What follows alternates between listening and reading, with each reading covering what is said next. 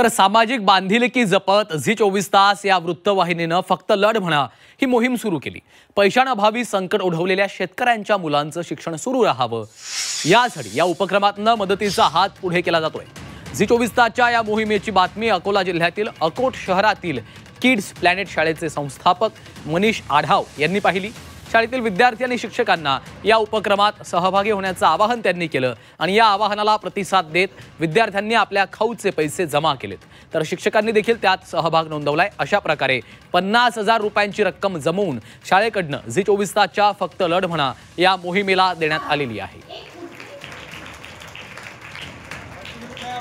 हा जो एक व्हिडिओ होता त्या दीदीचं घर वाहून गेलं, शेती खरडून गेली आणि हा व्हिडिओ जेव्हा झी 24 तासवर आम्ही बघितला तेव्हा त्या व्हिडिओला पाहून नक्कीच डोळ्यात अश्रू येणार असा तो व्हिडिओ होता आणि अशा मुलीला आपण नक्कीच मदत करूया। तर किड्स प्लॅनेट स्कूल मधील विद्यार्थ्यांनी सगळ्यांनी आपल्या खाऊचे पैसे या दीदीला मदतीसाठी दिलेले आहेत। ज्यावेळेस विद्यार्थ्यांना मी हे टाकलं की बा आपण एक अशा दीदीला त्या मुलीला आपल्याला अशा प्रकारची मदत करायची आहे, त्यावेळेस सर्व मुलांनी ज्या पद्धतीनं हिरिरीने त्यामध्ये सहभाग नोंदवला तो माझ्यासाठी अचंबित करणारा अविस्मरणीय आहे।